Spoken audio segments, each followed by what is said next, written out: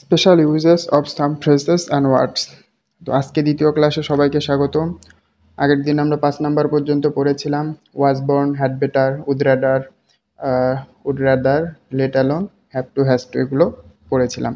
তো আজকে আমরা প্রথমে শুরু করব হোয়াট ইফ, এটা দিয়া, তাই না? এটা দ্বারা কি বোঝায়? হোয়াট ইফ দ্বারা বোঝায় যদি এমন তো যদি এমনটি হয় বা হতো, মানে একটা জিনিস হবে না কিন্তু হওয়ার ভয় হচ্ছে, যদি এমনটি হয় একটা ভয় কাজ করবে। হ্যাঁ, আর হচ্ছে শেষে একটা প্রশ্নবোধক চিহ্ন থাকবে, প্রশ্নবোধক একটা শেষে চিহ্ন থাকবে। যেমন ধরো, কালকে তোমার এইচএসসি পরীক্ষা, কিন্তু আজকে তোমার অ্যাডমিট কার্ডটা হারায় গেল। এইরকম একটা ভয় কাজ করবে, এরকম একটা ভয় কাজ করা বোঝাবে। যেমন দেখো, শায়লা বলতিছে dash, we miss the bus. What if we miss the বাস, কি হবে যদি আমরা বাসটি মিস করি? তো যাকে সে বলতিছে, সে অ্যাপ রিপ্লাই দিচ্ছে we will take a taxi then, আমরা তখন একটি ট্যাক্সি নিব। তাহলে দেখো এখানে একটা ভয় কাজ করতেছে এবং এখানে আমার হবে what if. What if we miss the bus, দেখো প্রশ্নবোধক চিহ্ন আছে, we will take a taxi then. এরপরে দেখো 7 number rules, what's dot dot like বা what does dot dot look like. মানে এটার বাংলা কি বোঝাচ্ছে? অদ্ভুত কোনো কিছু দেখার বা জানার ইচ্ছা। অদ্ভুত কোনো কিছু দেখার বা জানার ইচ্ছা।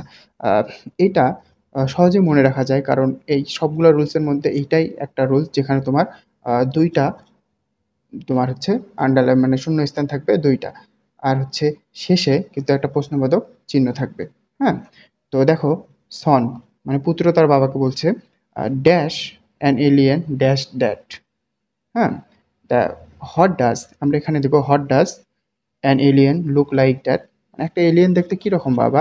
আহ, পুত্র তার পিতাকে কোশ্চেন করছে। সো আমরা এখানে দিতে পারি what does an alien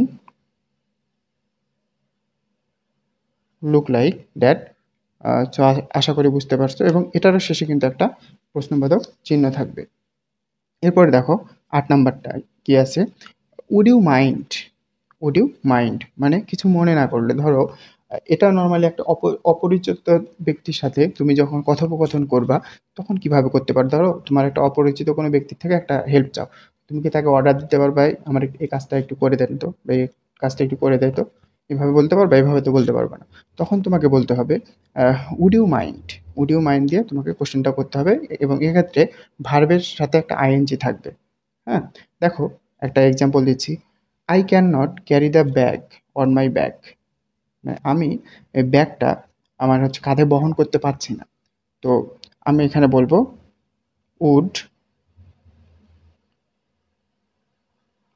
would you mind taking. দেখো ভার্বের সাথে কিন্তু আইএনজি হচ্ছে, taking the bag into the room. তাহলে দেখো আমি ব্যাগটি আমার কাঁধে বহন করতে পারতেছি না, আপনি কি দয়া করে আমার ব্যাগটি আমার রুম পর্যন্ত নিয়ে যাবেন? তো এখানে আমরা দেখো আহ, কিছু মনে না করলে, আপনি যদি কিছু মনে না করেন তাহলে আমার ব্যাগটিকে আমার রুম পর্যন্ত নিয়ে যাবেন, এরকম একটা অর্থ প্রকাশ পাচ্ছে এখানে। তো এই জায়গায় আমরা উড ইউ মাইন্ড দিয়ে দিলাম, আর এক্ষেত্রে কি হবে? ভার্বের সাথে অবশ্যই একটা আইএনজি থাকবে। এরপরে দেখো দেয়ার। হ্যাঁ, দেয়ার অর্থ কি? সেখানে বা কোনো কিছু আছে, বা হচ্ছে তোমার ঘটা অর্থে কোনো কিছু ঘটতেছে এমন বোঝাবে দেয়ার বসবে। তো দেখো শূন্য স্থানের পর যদি দেয়ার বসে, তাহলে শূন্য স্থানের পর আর আর অয়ার, নর্মালি আর আর অয়ার কিন্তু থাকেই যদি দেয়ার বসে।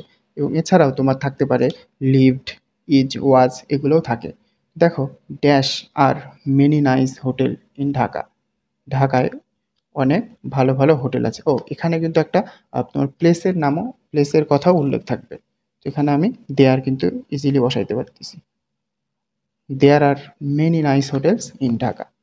ওকে, এরপরে দেখো ইট, ইহা, সামনে বা কাছাকাছি এমন বোঝায়। তো এটা একটা তুচ্ছ অর্থে কিন্তু বোঝায় ইটটা। ইটের পরে নর্মালি ইজ, ওয়াজ, হ্যাজ এগুলো থাকবে। দেখো একটা এক্সাম্পল দিই, traffic jam is very common in Dhaka. Traffic jam ঢাকায় অত্যন্ত কমন একটা জিনিস।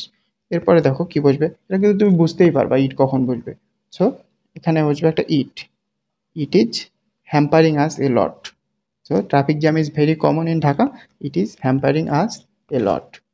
এরপরে দেখো আজকের ক্লাসের শেষ যেটা, আনলেস। হ্যাঁ, আনলেস অর্থ যদি না, এবং এক্ষেত্রে কিন্তু একটা শর্ত থাকবে। হ্যাঁ, আনলেস অর্থ কি, যদি না, এবং একটা শর্ত থাকবে। দেখো, dash you work hard you will not make a good result. যদি তুমি কঠোর পরিশ্রম না করো, তুমি ভালো রেজাল্ট করতে পারবে না।